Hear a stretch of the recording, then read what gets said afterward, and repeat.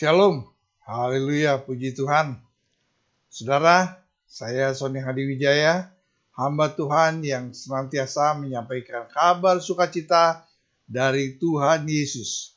Hari ini kita akan membahas dari kitab Yeremia pasal yang ke-17 ayat yang pertama sampai dengan ayat yang ke-18. Saudara, tema yang saya berikan adalah diberkatilah orang yang mengandalkan Tuhan. Kita senantiasa mengandalkan Tuhan. Amin. Sebelumnya mari kita satukan hati berdoa. Bapa, terima kasih Tuhan untuk semua kebaikan-Mu, kasih anugerah-Mu yang berlimpah-limpah dalam kehidupan kami. Terima kasih untuk sepanjang hari, bahkan sepanjang tahun penyertaan-Mu atas kehidupan kami. Terima kasih Bapa, firman-Mu yang hendak Kau sampaikan biarlah boleh termaterai dalam kehidupan kami dan kami boleh melakukannya Tuhan Yesus. Kami bukan hanya mendengar tetapi kami juga akan melakukan kehendak-Mu Bapa. Terima kasih di dalam nama Tuhan Yesus. Haleluya. Amin. Nah, saudara, kita buka Alkitab kita di dalam kitab Yeremia pasal 17 ayat 1 sampai dengan ayat yang ke-18. Saudara boleh mencatat di rumah kitab Yeremia pasal 17 ayat 1 sampai dengan 18. Saya akan membaca beberapa ayat, poin-poinnya saja. Nah, pasal ayat yang kelima ini dikatakan terkutuklah orang yang mengandalkan manusia. Tuhan bilang melalui Nabi Yeremia, terkutuklah orang yang mengandalkan manusia. Saudara, perikopnya di sini adalah pergumulan Nabi oleh karena bangsa yang berdosa. Jadi ini cerita mengenai pergumulan Nabi Yeremia terhadap apa? Bangsa yang berdosa. Pada waktu itu memang banyak sekali orang yang berbuat kejahatan. Nah, orang yang mengandalkan Tuhan, hidupnya pasti diberkati Tuhan. Itu sudah pasti menjadi jaminan. Orang yang mengandalkan Tuhan akan menjalani hidup yang penuh dengan berkat-berkat Tuhan. Dia tidak khawatir dalam tahun kering dan yang tidak berhenti menghasilkan buah. Selaras dengan Mazmur pasal yang pertama, orang yang mengandalkan Tuhan seperti pohon yang dekat dengan sumber air. Sekalipun dalam kekeringan, pohon itu akan tumbuh sangat subur. Karena apa? Karena selalu mendapatkan pasokan nutrisi yang cukup. Sebaliknya, orang yang tidak mengandalkan Tuhan akan menjalani hidup yang seolah penuh dengan hukuman. Tadi kita sudah baca di ayat yang kelima. Dikatakan Tuhan apa? Terkutuklah orang yang mengandalkan manusia. Bagaimanapun keadaan hidupnya, dia tidak akan mengalami datangnya keadaan baik. Nah, ini berbicara tentang dua pilihan. Masing-masing ada konsekuensinya. Yang pertama, hidup yang mengandalkan kekuatan sendiri dan hati yang jauh dari Tuhan. Nah, terhadap pilihan ini, Alkitab secara tegas di dalam ayat yang kelima mulai dengan kata terkutuklah. Hidup yang terkutuk adalah hidup yang penuh dengan penderitaan, saudara. Kita bisa membayangkan bagaimana hidup kita dipenuhi dengan kutuk. Hidup yang sangat menderita. Perikop ini lebih jauh menegaskan bahwa bagi siapa saja yang memilih pilihan ini, maka dia akan mengalami penderitaan, tinggal di tanah gersang dan terasing. Kalau kita membayangkan kehidupan seperti ini, ya tentu saja tidak ada seorang pun yang mau ya. Tapi tanpa disadari, sesungguhnya banyak orang Kristen memilih pilihan ini. Tanpa disadari loh. Banyak orang Kristen memilih pilihan yang ini. Nah, kalau orang Kristen memilih kehidupan menjadi terkutuk, maka konsekuensinya adalah mereka akan melakukan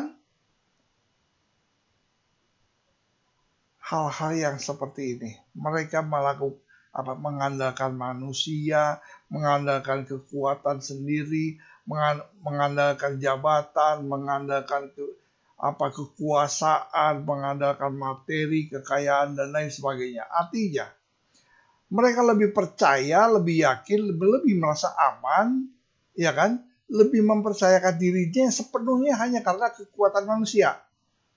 Nah itu, yaitu mengandalkan pikiran, pendapat, atau prinsip-prinsip dan cara-cara manusia. Orang yang seperti begini, hati mereka jauh daripada Tuhan. Ya kan? Pengertian hatinya menjauh. Itu artinya apa? Hatinya memberontak kepada Tuhan. Hatinya meninggalkan Tuhan. Hatinya semakin jauh daripada Tuhan.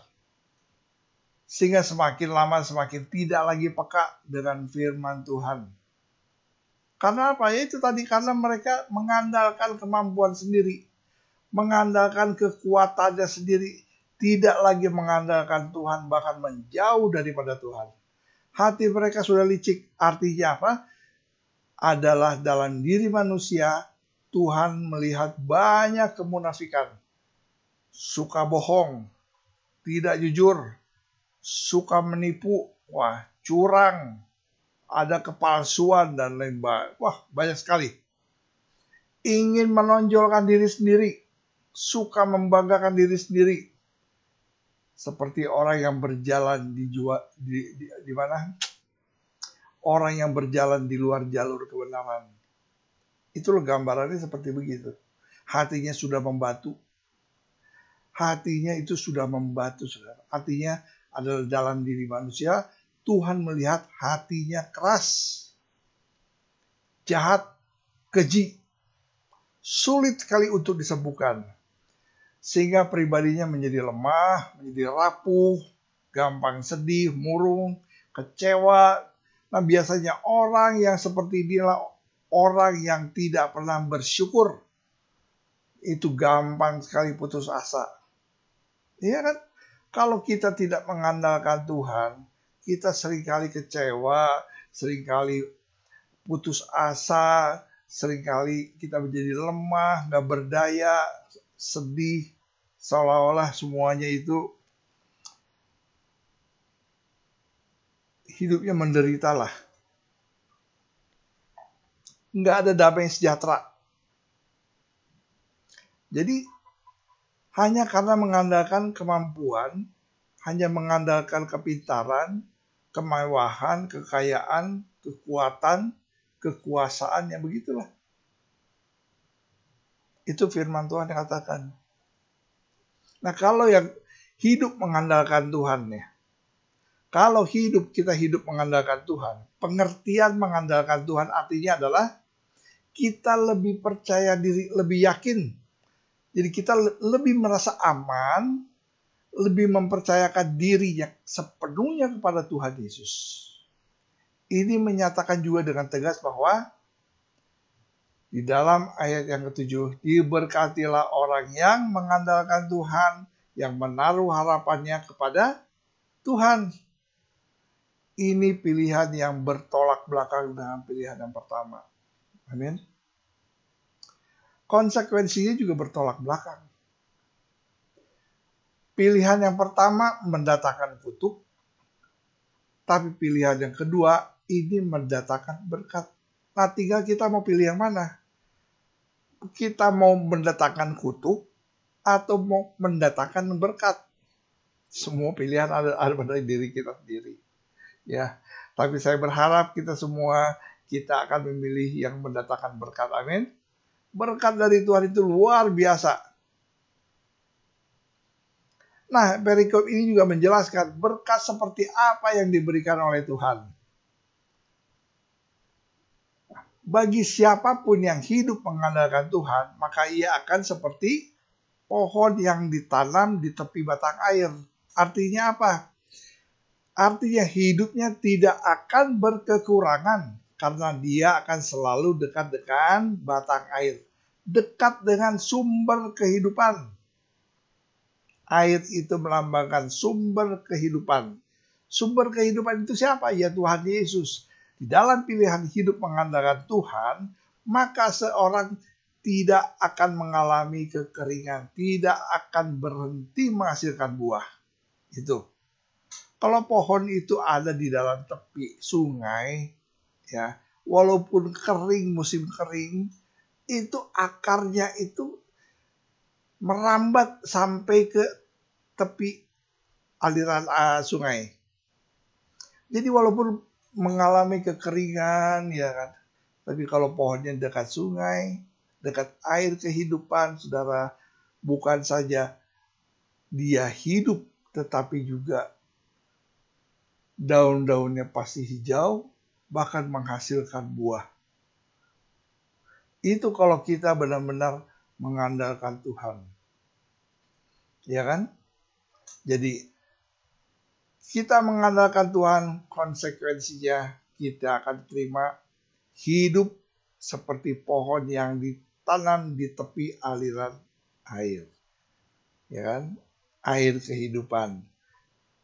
Air kehidupan adalah Tuhan Yesus sendiri. Artinya kita menjadi pribadi yang selalu melekat kepada Tuhan dan kepada firman Tuhan. Sehingga yang menjadi sumber kehidupan kita adalah firman Tuhan.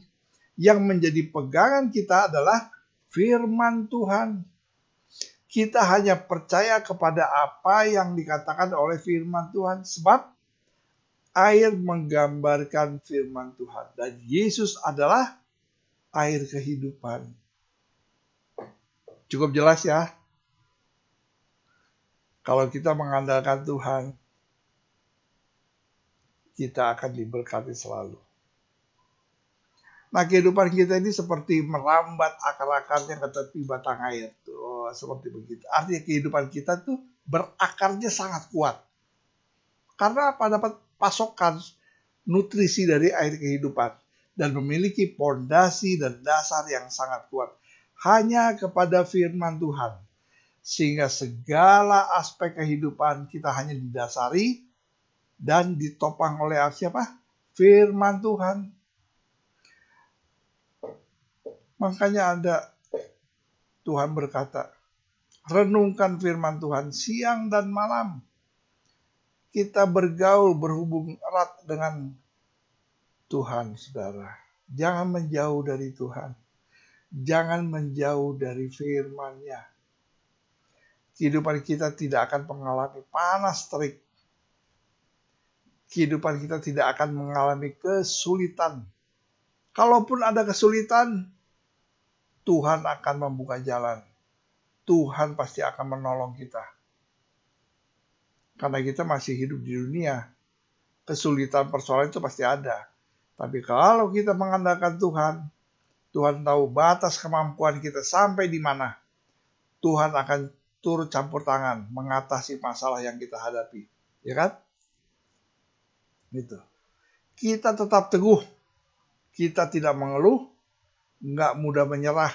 Karena selalu apa? Mengalami penyertaan dan perlindungan yang dari Tuhan. Itu dia.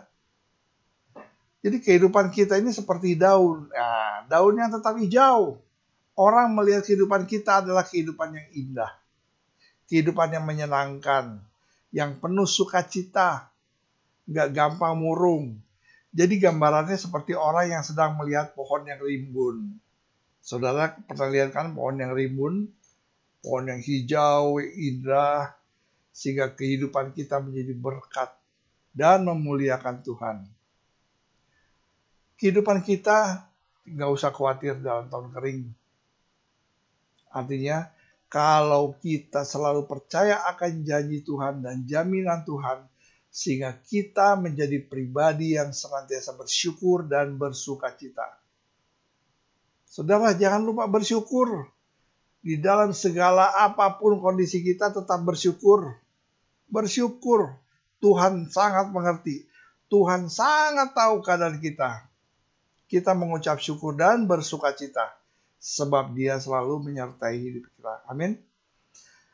Kita percaya bahwa pengharapan di dalam Tuhan itu tidak pernah mengecewakan.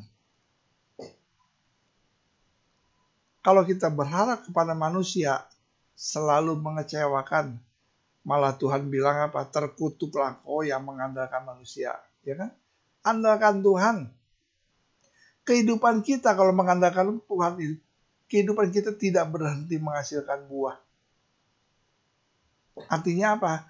Kehidupan kita itu menghasilkan buah karakter yang benar, yang penuh kasih, penuh damai sejahtera, yang selalu bersyukur dan bersuka cita.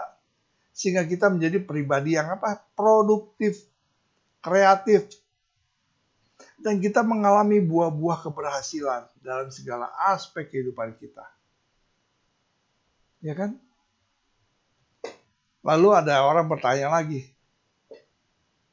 bagaimana caranya untuk mengandalkan Tuhan? Nih saudara.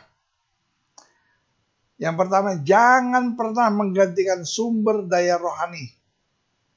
Sumber daya rohani itu tidak terbatas, saudara. Dengan sumber daya duniawi. Sumber daya duniawi ini sangat terbatas. Makanya orang yang mengandalkan dunia ini, penuh dengan kekecewaan. Tapi orang yang mengandalkan sumber daya rohani tidak pernah mengecewakan. Paulus yang paham beratnya medan pertempuran orang beriman, dia pernah menasehati jemaat di Efesus untuk apa? Mengenakan seluruh perlengkapan senjata Allah. Nah, saudara boleh catat perlengkapan senjata Allah. Efesus pasal yang ke-6 tuh. Efesus pasal yang ke-6 ayat 13 sampai 18. Boleh catat, baca di rumah ya. Di tengah-tengah tekanan batin akibat pelayanan yang begitu berat, jadi ini cerita tentang Nabi Yeremia ya. Di tengah tekanan batin yang pelayanan begitu berat, ada 5 doa Yeremia yang bentuknya seperti puisi tercatat dalam kitab ini. Misalnya pasal 20 ayat 7 sampai 18 nih, itulah rahasia kekuatannya. Orang yang menggunakan sumber daya rohani tidak akan bisa dikalahkan oleh keadaan. Keadaan apapun juga silakan. Mau keadaan yang sulit sesulit apapun, tapi itu tidak bisa menggoyahkan.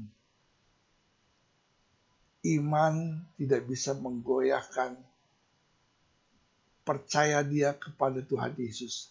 Hal ini sesuai dengan teladan Tuhan Yesus. Ya, coba kita lihat. Malam sebelum disalib, dia bukannya sibuk mengatur siasat Tuhan Yesus, tetapi sibuk berdoa. Ya kan? Sebelum Tuhan Yesus disalib, dia bukan sibuk mengatur siasat bagaimana, tapi dia sibuk berdoa. Hasilnya apa? Dia pun mendapatkan kekuatan ilahi untuk menggenapi misinya, saudara. Karena apa? Tuhan Yesus aja, selagi ada pelayanan di bumi ini, dia mengalami begitu banyak penderitaan, dia mengalami begitu banyak cobaan, tapi dia tetap berdoa pada Bapaknya. Karena apa? Misinya harus digenapi. Misi untuk menyelamatkan umat manusia. Jadi di sini artinya mengandalkan Tuhan, mengandalkan Bapa, mengandalkan Yesus yang adalah juru selamat, pelindung kita.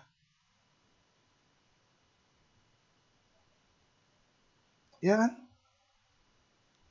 Jadi ini contoh dari Tuhan Yesus.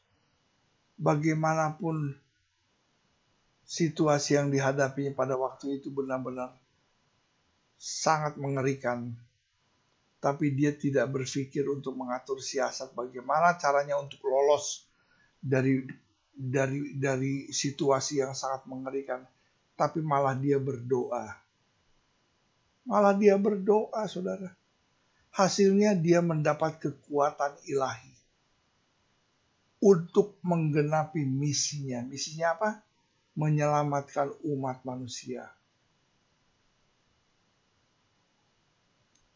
Ya, ayo mari kita berusaha semaksimal mungkin, tapi serahkanlah hasilnya kepada Tuhan. Mengandalkan Tuhan bukan berarti tidak berusaha, saudara. Mengandalkan Tuhan itu bukan berarti nggak berusaha. Udah percaya, andalin Tuhan, serahin semuanya sama Tuhan. Enggak begitu. Tapi berusaha dengan cara pandang yang Tuhanlah yang berdaulat. Ya kan? Iya. Kita mengandalkan Tuhan bukan berarti kita diam-diam aja, santai aja. Enggak. Ada yang harus kita lakukan bagian kita. Ada yang harus kita lakukan. Bagian Tuhan ada. Tuhan tahu kalau kita sudah lakukan apa yang terbaik yang kita lakukan, Tuhan tahu kesanggupan kita ada batasnya. Oleh karena itu ada Roh Kudus. Dia yang akan menolong kita. Dia akan membantu kita. Dia akan melindungi kita. Ya kan? Walaupun penyampaian pesan Tuhan ini ya dengan tekun hanya 2 orang yang tercatat yang bertobat di dalam kitab Yeremia. Ini ada 2 orang. Kalau saudara baca tuh di pasal 45 ayat 1 sampai 5 itu ada yang namanya Baruk. Baruk itu sekretarisnya. Dan Ebed Melech, sida-sida dari Ethiopia yang melayani raja-raja. Ya, walaupun demikian, Yeremia terus melayani dengan setia selama 40 tahun sampai akhir hidupnya. Jadi kalau baca kisah tentang Yeremia ini memang penuh dengan penderitaan, tapi ya dia tetap mengandalkan Tuhan. Dia tetap tekun. Iya.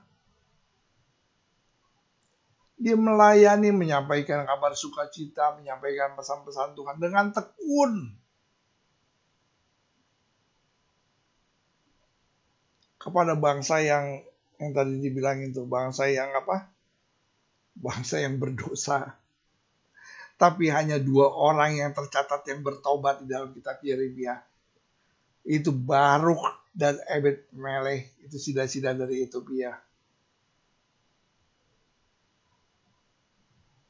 Walau begitu ya terus Yeremia terus melayani dengan setia sampai akhir hidupnya. Ya. Memang untuk melayani Tuhan itu kita harus betul-betul sungguh-sungguh menyerahkan seluruh aspek kehidupan kita ke dalam tangan Tuhan. Nggak bisa kita dengan kemampuan kekuatan sendiri. Yang pasti kita akan gampang mundur, gampang kecewa, gampang berbalik badan. Tapi kita belajar di sini dari Yeremia. Banyak orang tekun berusaha tapi tidak rela menempatkan Tuhan sebagai Tuhan atas hidup mereka. Betul nggak? Banyak orang tekun berusaha tapi nggak rela. Ini yang membuat mereka mudah patah semangat. Karena apa? Hasil usaha mereka tidak sesuai dengan apa yang mereka harapkan. Karena mereka mengandalkan apa? Kemampuan sendiri. Itu. Andalkan Tuhan dalam hidup kita. Dalam segala aspek kehidupan kita. Yang ketiga, taatlah kepada pimpinan Tuhan. Bersandar pada Tuhan, menuntut ketaatan mutlak. Nah, ini dia. Jadi kita dituntut untuk taat sepenuhnya. Obey.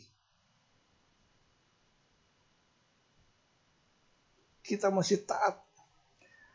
Pada saat kita ingin menyerah, ingat dan mintalah kekuatan kepada Tuhan. Yang terlebih dahulu taat sampai mati di kayu salib. Itu. Satu contoh. Ya kan? Tuhan Yesus taat sampai mati di kayu salib. Untuk apa? Menebus dosa kita. Dia bisa berbalik arah? Bisa. Dia bisa menyerah? Bisa. Sebab pada waktu itu dia sebagai manusia yang bisa merasakan sakit, merasakan panas, merasakan dingin, merasakan lapar, dan lain sebagainya. Sama seperti manusia. Tetapi dia taat sampai manusia sampai mati. Karena ada misi yang harus digenapi, yaitu menebus dosa-dosa kita.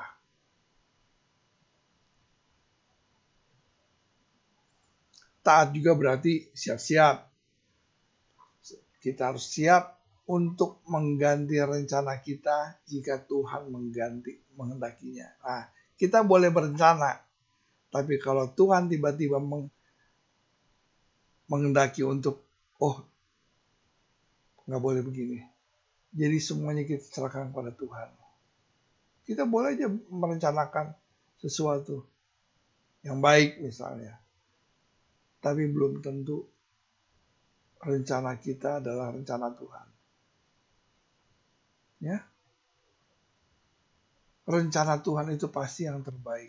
Ikutin aja apa kata Tuhan. Ikutin aja. Paulus dan Silas pernah dicegah oleh Roh Kudus ketika ingin memberitakan Injil kemana? Ke Asia dan ke Bitinia. Saudara catat itu di Kisah Para Rasul 16 ayat 6 sampai 7. Secara manusia itu kelihatannya sebagai sebuah kegagalan. Ya kan? Barangkali aja mereka merasa kecewa dan bertanya-tanya. Tapi Tuhan berdaulat atas kehidupan kita. Rencana kita boleh aja punya rencana-rencana yang baik dalam memberitakan Injil. Mau kemana. Tapi ingat, Tuhan berdaulat. Kalau Tuhan bilang jangan.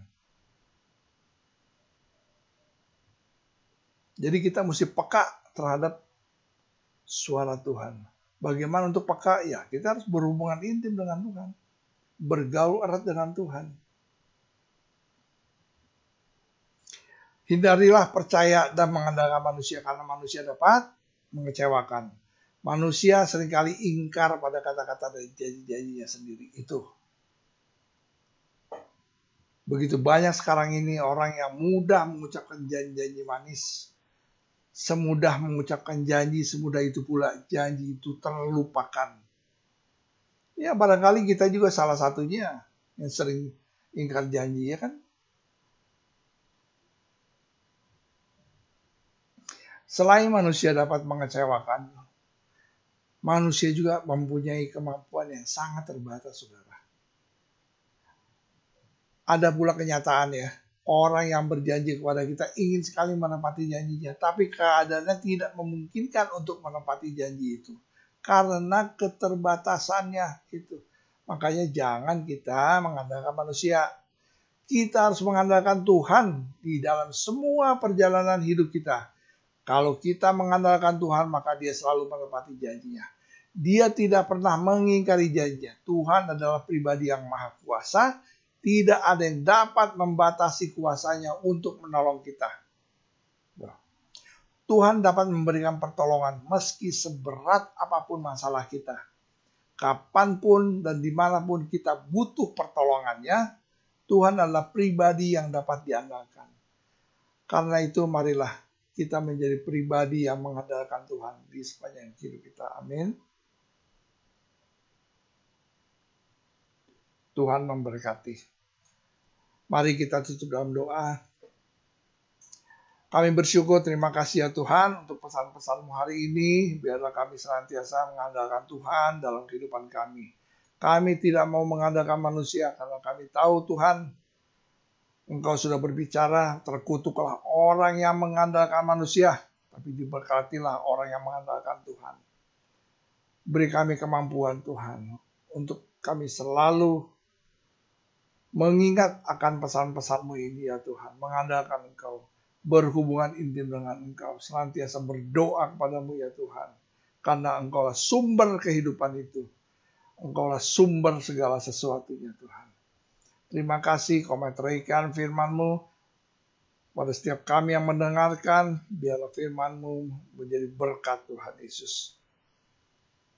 Dalam nama Tuhan Yesus kami sudah selesai berdoa.